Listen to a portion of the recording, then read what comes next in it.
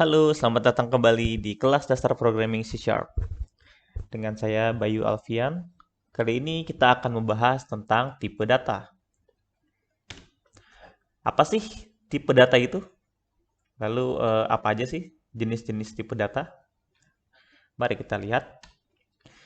Jadi tipe data itu jenis data yang akan disimpan ke dalam variabel.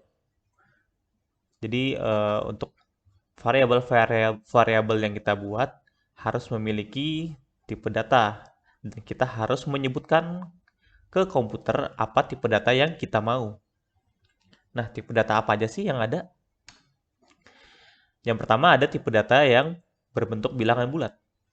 Jadi untuk melakukan operasi-operasi matematika atau menyimpan bilangan-bilangan yang tidak ada komanya bisa memakai salah satu dari tipe-tipe ini. Bisa kita lihat di sini ada byte, sbyte, short, ushort, int, uint, long, ulong. Bedanya apa sih? Bedanya adalah kalau kita bilang ke komputer kalau tipe datanya adalah byte, berarti kita bisa menyimpan data dari 0 sampai 255. Tapi kalau kita bilang kita mau tipe datanya S-byte, berarti kita bisa menyimpan data yang nilainya dari minus 128 sampai dengan 127. Nah, kalau nilainya lebih dari 127, tapi tipe datanya S-byte bagaimana? Nanti akan menghasilkan error. Jadi nggak bisa ya untuk masuk ke dalam S-byte kalau value atau nilainya lebih dari yang sudah ditulis di sini. Begitupun tipe data lain di bawah ini, short, ushort, int, uint, long, dan ulong. Jadi kita mesti lihat kita kira-kira mau menyimpan data sebanyak apa. Kalau dirasa sedikit, kita bisa pakai short atau byte. Kalau banyak, kita bisa pakai long atau integer. Nah, muncullah pertanyaan, kenapa nggak langsung aja semuanya pakai long daripada ribet-ribet? Toh long bisa menyimpan dari kecil sampai besar, jadi kalaupun kecil kita pakai long aja gitu ya. Nah, di sini ada besarannya. Satu tipe data ini menggunakan satu byte di memori kita. Jadi kalau kita punya satu variabel yang tipe datanya byte, maka kita akan menggunakan satu byte di memori kita. Dan di sini yang long 8 byte. Kok kelihatannya kecil ya? Perbedaannya 7 byte dengan RAM kita yang super banyak. Sekarang ini bisa 8 giga, 16 giga. Kenapa harus kita pikirin lagi ya? Toh bedanya cuma 7 byte gitu. Nah, di sini kita baru membicarakan satu data. Tapi bayangkan kalau aplikasi kalian besar dan memiliki let's say 1 juta atau 3 juta proses per jamnya. Per jamnya 3 juta proses. Maka perbedaan 7 byte itu silakan dikali 3 juta dan itu baru satu tipe data, belum tipe data lainnya. Belum di variabel-variabel lainnya. Oke, kita next. Sekarang ada tipe data untuk menyimpan angka yang memiliki koma. Di sini ada float, double, decimal. Nah, bedanya adalah presisi angka setelah komanya. Jadi double itu lebih memiliki presisi dibandingkan float, tapi secara byte memang lebih besar. Nah, desimal adalah yang paling besar dan untuk aplikasi-aplikasi yang berbau financial disarankan menggunakan desimal karena komanya lebih presisi. Kita next. Ada jenis data untuk menyimpan teks atau biasa disebut alphanumerik. Jadi bisa teks, bisa number ya. Di sini ada char, ada 2 byte di sini. Jadi satu Unicode karakter. Jadi semua karakter yang ada di keyboard kita dari ASDF, QWERTY dan lain-lain itu adalah satu Unicode karakter per karakternya. Nah, di sini berarti satu huruf menyimpan 2 byte. Sorry, maksud saya menggunakan 2 byte. Dan char ini hanya bisa menyimpan satu Unicode karakter. Kalau mau banyak gimana? Kalau mau banyak, kita bisa menggunakan string. Jadi di sini kita udah nggak perlu mikirkan berapa banyak nanti caranya ya. Ada tipe data lainnya juga seperti bool. Boolean ini untuk value atau nilai seperti di komputer ya, 1 0. 1 0 itu apa maksudnya? True atau false. Biasa kita gunakan boolean ini untuk nanti kita akan bahas ada topik condition yang mana kita bisa memberikan proses berpikir kepada komputer. Jika true atau jika false, maka lakukan A, lakukan X. Jika false, lakukan X. Nanti akan banyak menggunakan tipe data boolean ini untuk kondisi-kondisi seperti itu. Nah, ada juga tipe data objek, yang mana semua tipe data dalam C# sebenarnya berasal dari tipe data ini. Jadi kita bisa menulis apapun di objek ini. Bisa bilangan desimal, bisa bilangan bulat, bisa alfanumerik. Langsung aja kita lihat di Visual Studio. Di sini saya sudah buatkan new project bernama tipe data. Kita langsung coba aja. Masih ingat formatnya kah untuk membuat variabel? Jadi formatnya gini ya. Tipe data. Nama variabelnya.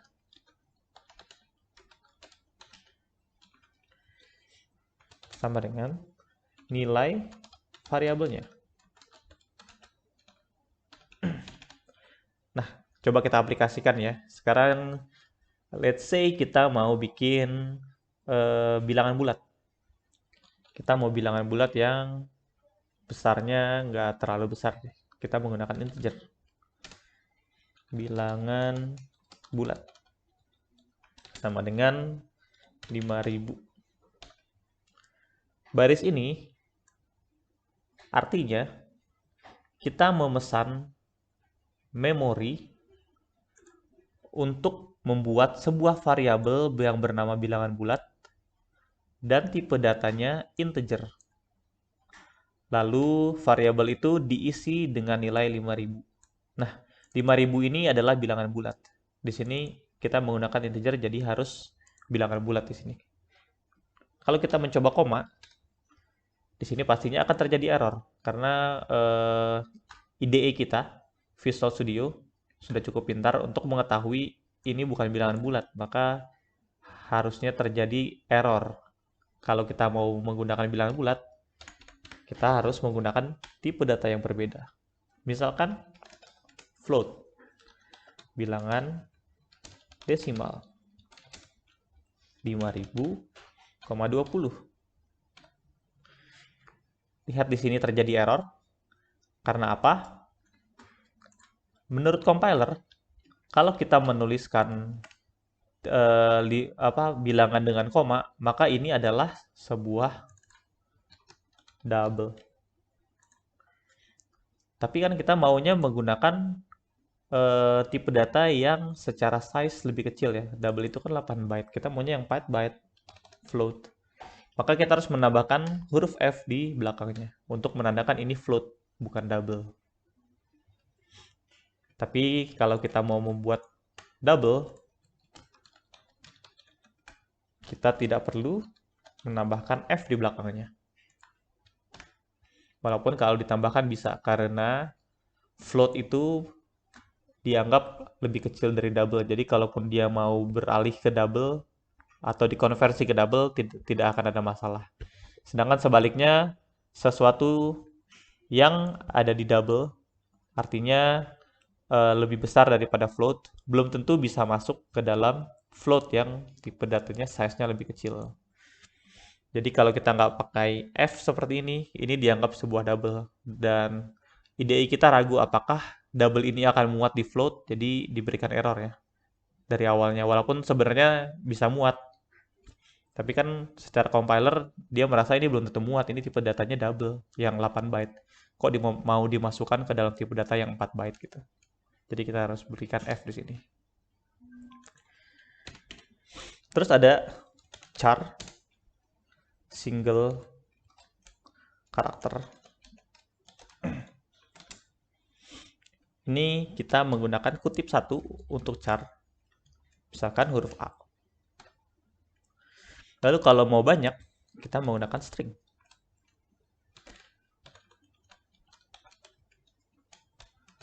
ketik karakter. Di sini kita bisa menulis A, B, C, D, E, F, G, H, I, J, K, ataupun nomor.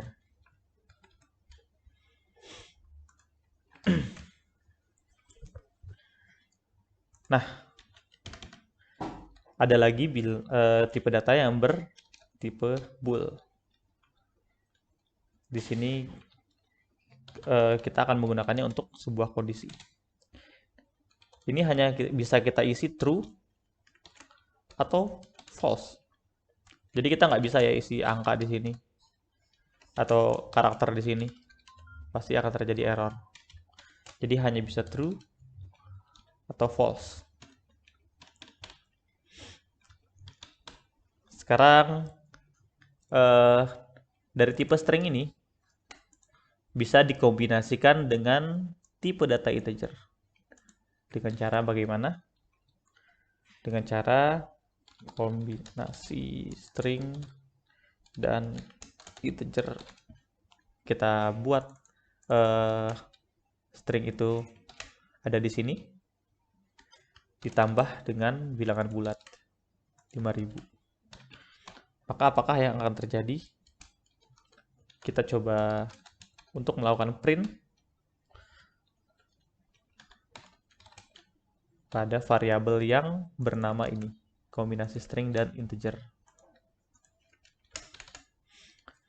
Langsung saja kita compile dan run.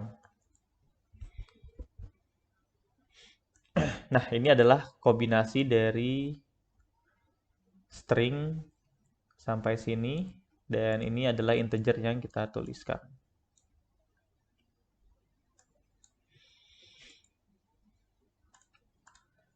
Sekian tentang tipe data dari saya.